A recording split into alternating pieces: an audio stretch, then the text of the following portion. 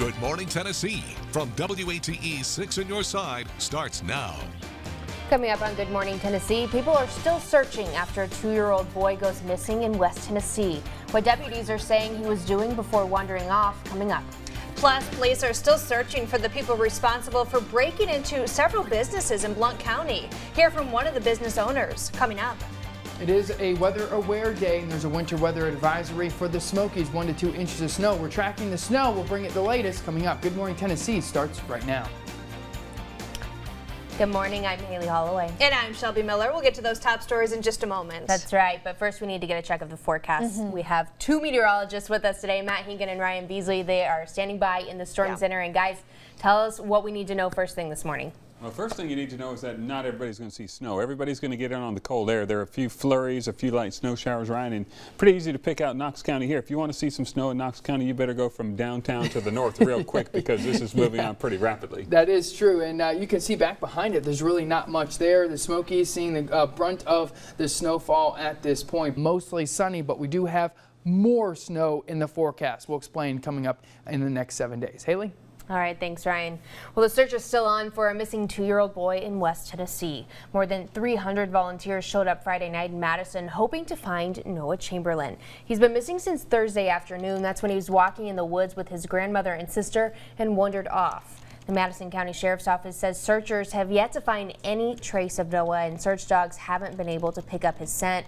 He's described as 2 feet tall and weighs about 25 pounds. Noah has blonde hair and blue eyes, and if you have any information, please call the TBI at 1-800-TBI-FIND. 2 people have been charged following a home invasion that happened early Friday morning. Ronald Hurst and Serena Blair have been charged with attempted second-degree murder and aggravated burglary. Deputies say 2 victims were in the bathroom when Hurst kicked in the door, carrying what appeared to be an axe or a hatchet. He then began striking the victims, yelling, "Where is my money?" We're told Blair also attempted to hit the victims as well. As they were leaving, they said they would come back to kill the couple. Both are being held on bonds totaling $55,000.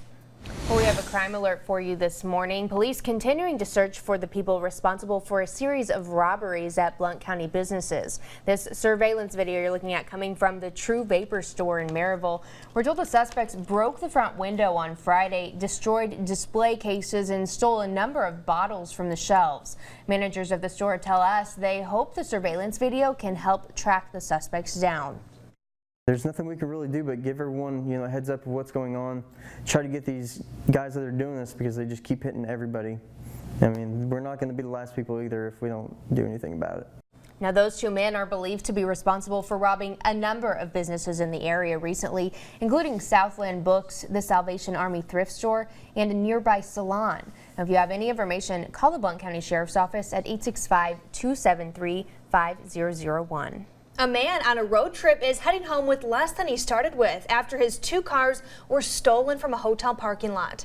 Frank Sublett was on his way home to Virginia after picking up a newly purchased 1931 Ford Coupe. He stopped in Knoxville for the night, and when he woke up, both his cars were gone. I did have a room that looked out into the parking lot, and the vehicle was parked right below there, but obviously they were pretty slick and got in and were gone without making much noise. That's because I definitely wasn't awakened. Sublett was able to find a rental car that got him home, and since the hotel he was staying at did not have security cameras, he's relying on help from the public to help find his truck, the car, as well as that trailer it was on. Now, we do want to give you another look at that car. Check it out. It's a blue 1931 Ford Coupe. It was hooked up to a gray 2001 GMC crew cab truck with a Virginia tag of 75342. So if you spot that truck, the car, or the trailer, call KPD. The number is 865-215-7212. All right, well, the owner of a popular cabin rental company in Pigeon Forge has passed away. We told you last week when Dana Day's business, Sunset Cottage Rentals and Realty, closed unexpectedly. We're told she had been in the hospital for some time, and Dana leaves behind a husband and a daughter. Services will be held at Ashley Funeral Home in Sevierville on Tuesday, and if you'd like to send your condolences to her family through the funeral home, head to our website, WATE.com, and look for this story in the As Seen on WATE section. We're hearing from a family who lost everything when their home caught fire yesterday morning. It happened at a house on Western Avenue. The building was divided, with one family living upstairs and then another downstairs. One woman living upstairs tells us her son started smelling smoke and then realized their front door was blocked by heavy smoke and heat. That's when the family of 7 jumped from their second floor window. You couldn't see your hand in front of you for smoke. So my husband took an old floor lamp and busted the window out. It wasn't 2 seconds afterward, fire comes shooting out the door, smoke rolled out the window, and it was it. We just lost everything we had, but thank God we're alive. Yeah, thankfully, as she just said, no one was hurt. Both families living in that home are trying to find other places to stay. Right now, there's still no word on what may have started that fire. Time now 7:07. We have a reminder for you. We aren't expecting anything dangerous today, but we do have some things you need to know to make sure you're prepared for when severe weather does hit the area. Make sure you have extra batteries and chargers on hand. Find extra sources of heat like blankets and firewood for your fireplace. And it's also a good idea to set aside a week's worth of non-perishable food and water, and try to keep supplies like salt for your driveway and a first aid kit. And of course, try to minimize travel until the severe weather threat is over. Now, we did check in with TDOT to see what they're doing to prepare for slick spots on the roadways. Yeah, and they tell us as of 4 o'clock this morning, 2 to 4 maintenance employees will be on the clock in every county and will stay that way until that threat of snow has passed. Extra personnel and equipment will also be on hand if the conditions do get too bad. But right now we do have double meteorologists over there this morning. Double trouble, as Ryan said earlier. We have Matt and Ryan in today tracking the weather, and it sounds like really nothing too major to worry about this morning, right, guys? Yeah, especially from Knoxville to the west. There's been no issues other than a few flurries or light snow showers. This thing's moving pretty rapid, and it's headed right for the area that's under the winter weather advisory, which is the Smoky Mountains. And the other issue here, temperatures at or above freezing in the Knoxville area, so that's great news. Yeah, that's very good news. And as we look at a little closer in Storm Tracker 6, we can see that right here in the valley, our temperatures are slightly above freezing. We'll talk about all that in the full outlook when we look at the 7-day forecast coming up. All right, thanks, Matt. Well, 2 people are now facing terror-related charges after being arrested near the Richmond International Airport. What they're accused of doing, coming up.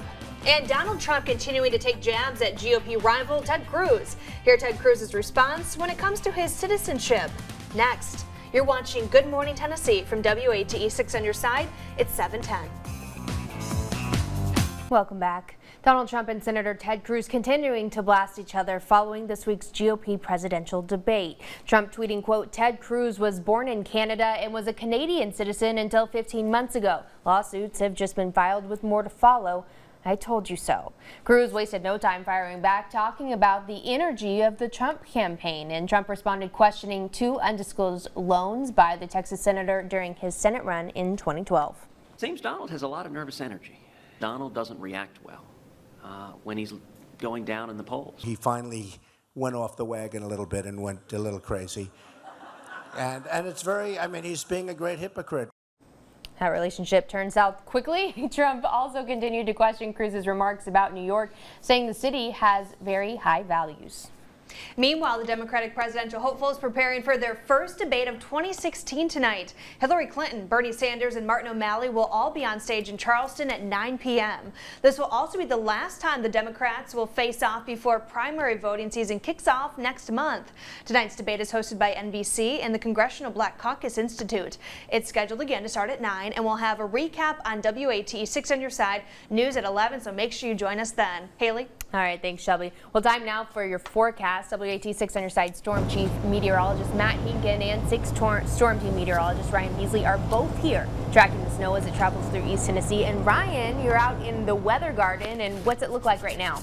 Woo, it is cold here in Knoxville. It's that bone-chilling effect where we have a little bit of a light wind. I like to call this a wet cold. When you walk outside, it just bites your skin. So I'm trying to stay warm, keep my hands in my pocket, and also a little bit of steam fog. As you can see my breath, yeah, that means there's just enough moisture. So as these snow bands do move across East Tennessee, we could see some flurries. I've been out here for about 5 minutes and I haven't seen one flurry, but we still have cloudy skies overhead and a little little bit of daybreak now, so we probably are going to start to see our best chances of some snow flurries. Meteorologist Matt Hinken is standing by in the studio with a look at Storm Tracker 6 plus 6 timeline. Matt, what does it look like? Well, I want to share this picture with you because they had some nice pictures of the snow showers coming down in parts of Sevier County. Jim Snelson sends this in. I believe this over towards Jones Cove, but that's the best opportunity for picking up some flurries or slight snow showers the way it shapes up right now. We'll let you know if there's any warming trend in the 7-day forecast coming up. It's going to be a cold one overnight. Thank you so much, Matt. 2 men are now facing terror charges after being arrested in Virginia. Both men were arrested after one of them drove the other to the Richmond International Airport. The Department of Justice says the 28-year-old was attempting to fly to Syria. He was charged with attempting to provide material support and resources to a designated foreign terrorist organization. The 25-year-old man has been charged as an accessory. A new company policy limiting prayer time during working hours leaves dozens of manufacturing workers out of a job. A new rule at the factory in Wisconsin says prayers now need to be done on lunch breaks only. And if you didn't know, the Muslim faith requires 5 prayer times daily, and 2 of those fall during standard business hours. Some are now upset, saying this goes against their practices. If someone tells you you pray on your break, and the break time is not the prayer time, it will be impossible to pray. We pray by the time.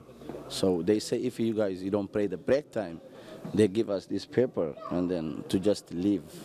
About 70 employees were handed those unemployment papers, and the company says the manufacturing environment doesn't allow for unscheduled breaks in production. The Equal Opportunity Employment Commission released a statement saying, quote, an employer does not have to accommodate religious beliefs practices if doing so would cause undue hardship to the employer, such as decreased efficiency. Interesting. Time now 7:20. The Denver Broncos getting ready to take on the Pittsburgh Steelers tonight for a chance to meet the New England Patriots in the championship series. Hear from Vol for Life Peyton Manning about what it means to be in the playoffs. That's coming up. And the Vols trying to get their first road win of the season while taking on Mississippi State. 6 on Your Side sports reporter Jillian Mahan has the highlights. That's next in sports.